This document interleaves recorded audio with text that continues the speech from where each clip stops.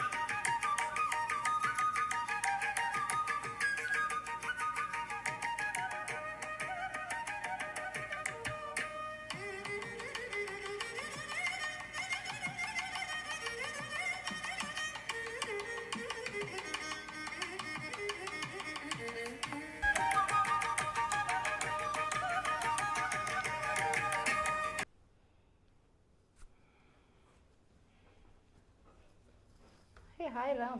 Hey Shantha. Why are you fiddling with your hand? No. I was just trying to practice some mudras. Yeah, it reminds me of the quote that it says the hand is a visible part of the brain. So I think you're thinking something, and that's what I could make out from your hand. It's like what they call as a hand-eye coordination. Yeah. So the piece which basically is important here is Hasta Mudras are representations of what can be a bird, an animal, and it can be defining something more. A hut, a bed, something like this. Unbelievable things can be done with gestures, right? Wow. That's so beautifully you have linked the hand gestures to Bharatanatyam, and you spoke about Hasta Mudras, right? Can you speak a little more on this? So typically what we have seen is Hasta Mudras are what are used by the dancers to express an event, or it can be a symbol. So it's more like, if it's an abstract, how do you basically even talk about it, right? So they basically can do something like dhairyam, but that is a part of the dance part. Hasta Mudras have got two parts.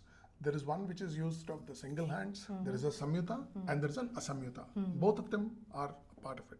So there are about 24 of the samyutas and 28 of the asamyutas. Okay. That's about almost 50 plus. Oh, And that's really amazing for a learner to learn all of those Hasta Mudras, right? hence it makes the learning of a Bharatanatyam till the Arangetram longer. Longer, right? Exactly. So the way in which the Hasta Mudras have evolved is, again, for each Hasta Mudra there is a shloka, and it is part of one of the chapters in the Natya Shastra itself. Oh. Think about the ability to imagine, conceptualize, and then from the ideation to the end result, put through that in Sanskrit slokas. Wow. So there is a flag, there is a frog, there is a lion, there is a deer, something like this. Yeah.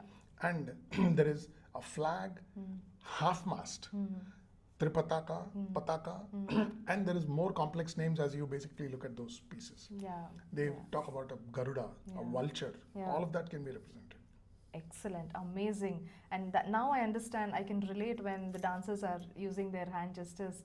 I can relate it very well now, Ram.